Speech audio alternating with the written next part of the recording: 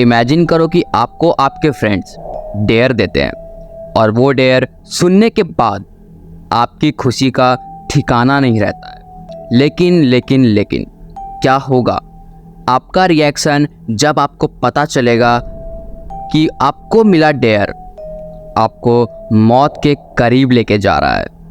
So guys, मैं mister Roy start करने जा रहा हूँ इस स्टोरी को। उससे पहले अगर आप इस चैनल पर नए हो तो मेक श्योर टू सब्सक्राइब और नोटिफिकेशन बेल ऑल पे ज़रूर कर लेना, क्योंकि आपको ऐसी ही paranormal, horror, unsolved mystery and historical videos देखने इस चैनल पे मिलते रहेगी।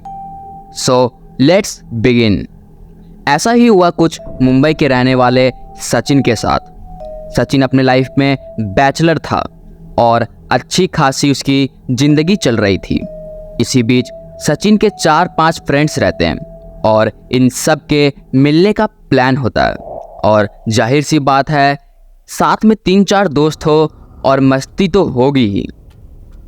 यही हुआ सचिन के साथ। उनके दोस्तों ने उसे एक डेयर दिया कि उसे कमाठीपुरा में एक प्रोस्टिट्यूट के साथ कोठा नंबर 25 में जाना होगा। हालांकि डेयर उनके दोस्तों ने दिया था तो पैसा भी वही पे करने वाले थे। अब दिन आता है डेयर वाला, जो था सैटरडे नाइट। सचिन के दोस्तों ने उसके लिए बुकिंग वगैरह कर ली थी और जो टाइम उसे दिया गया था वो था शाम के 6 बजे का। तो सचिन खुश भी बहुत था, लेकिन उसे वहाँ के इंसिडेंट के बारे में उसके दोस्तों ने कुछ भी नहीं बताया था।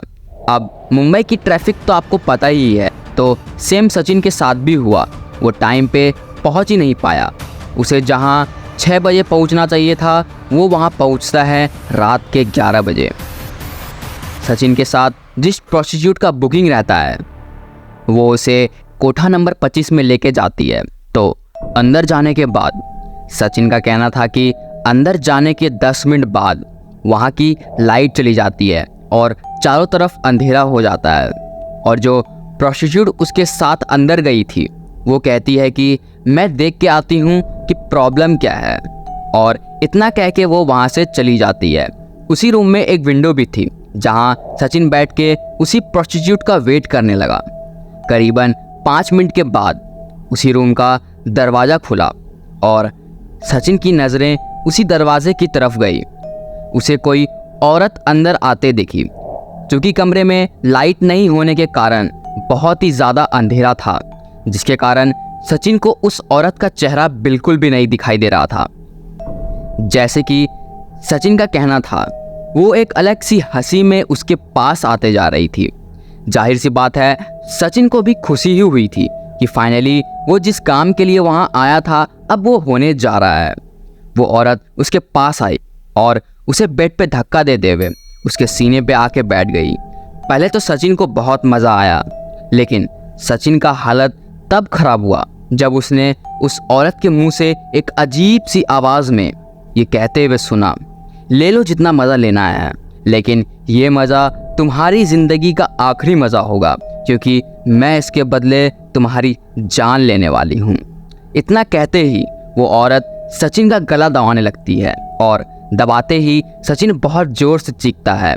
उसके चीखने के तुरंत बाद वो जो प्रोस्टिट्यूट जो उसके साथ कमरे में आई थी वो घबराते हुए पूछती है उससे, क्या हुआ, आपने चीखा क्यों? वो सचिन को देखती है बेड पे बिना कपड़े के पूरा पसीना से लथपथ था और हाफ भी रहा था। उसके 2 से 3 बार पूछने के बाद सचिन उठता है और कपड़े पहन के सीधा बिना कुछ बोले वहाँ से बाहर चला जाता है। ऐसी घटना इस 25 नंबर कोठे में बहुत सारी हुई है। अब बात आती है इन सब के पीछे का राज क्या है। इसके पीछे राज तो मैं आपको बता दूंगा, लेकिन अगर आप लोगों ने यहाँ तक देख लिया है तो आगे अपने रिस्क पे ही देखना। और बच्चे प्लीज़ इस वीडियो को यहीं पर छोड़ दीजिए। तो ये कहानी शुरू होती है अब। कमाठीपुरा का ब्रॉथर है ये कोठा। ये लेट 1700 में बनाया गया था। इसके बनाने का सिर्फ एक ही उद्देश्य था कि जो ब्रिटिश सोल्जर लोग थे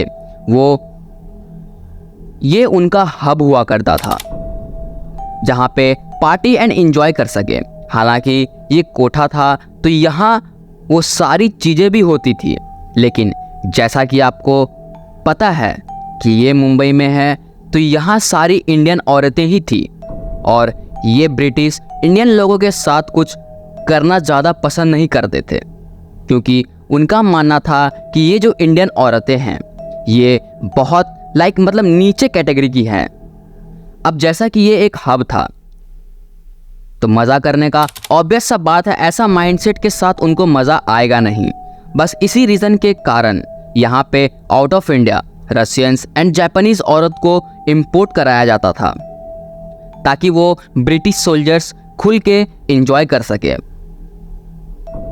लेकिन जो सबसे अजीब बात यहाँ पर आती है वो ये है कि जितनी भी औरतें यहाँ इम्पोर्ट हुई थी वो कभी वापस अपने घर नहीं जा सकी। अब बात आती है वहाँ होने वाले काम की। अब जैसा कि सारे ब्रिटिश मज़ा यानी कि जो करने आते थे वो तो करते ही थे, लेकिन इन सब चीज़ों के साथ साथ वो लोग इतना ज़्यादा छेड़खानी, टॉर्चर, बेरहमी दिखाना, ये सारी हरकतें करते थे। इसी हैवानियत को देख के वहाँ के औरतों की आत्मा बाहर आ जाती थी और यही सेम चीज़ वहाँ कहा भी जाता था कि जितनी भी औरतों या लड़की के साथ रेप एंड टॉर्चर हुआ उनकी रूह आज भी उसी 25 नंबर ब्रॉथर में कैद है और उन्हीं लोगों के चीखने और हंसने की आवाज़ उसी ब्रॉथर में गूंजती है। अब बात आती है प्रूफ की, तो ऑब्वियस सी बात है जहाँ कोई फेमस जगह यानी कि पैरानॉर्मल एक्टिविटीज़ या फिर हॉन्टेड जगह हो और पैरानॉर्मल इन्वेस्टिगेटर्स का कान खड़े ना हो, तो ये लोग इसी चीज़ को देखने और जानने की कोशिश की कि ये वाकई में बनी बनाई कहानी है या एक सच्चाई है। तो ये लोग ने EVP, spirit boxes and spirit communication से पता लगाया और जो पता चला ये सुन के आप भी हैरान हो जाओगे कि लिटरली वहाँ ये सब है। उनके डिवाइसेस में ये सारी चीज़ें कैप्चर हो चुकी है। एंड गाइज, स्टार्टिंग में मैंने आपसे कहा था कि यहाँ पे लोग न रात में न दिन में घूमना पसंद करते हैं, लेकिन जो लोग वहाँ सुबह में जाते हैं उनका क्या कहना है इसी बारे में?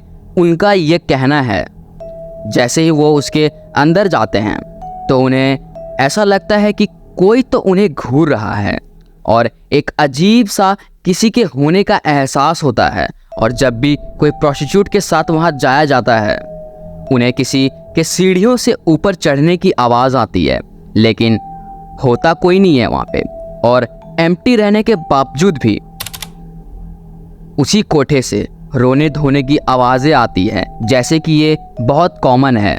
लास्ट में यही बोलना चाहूँगा कि अगर किसी के जगह बहुत सारे लोगों की अननेचुरल तरीके से मौत हो जाए तो ऑफ कोर्स वहाँ पे आत्माओं का बसेरा होगा ही होगा। और एक चीज़ मैं कहना चाहूँगा आप लोगों से कि अगर आप इन द फ्यूचर या कभी भी आपके जाने का मन हुआ तो आप भले ही पल भर के मज़े के लिए जाओ, लेकिन जो वहाँ काम करती है औरतें उनकी रिस्पेक्ट ज़रूर करना, क्योंकि वो उनका मजबूरी है ना कि शौक।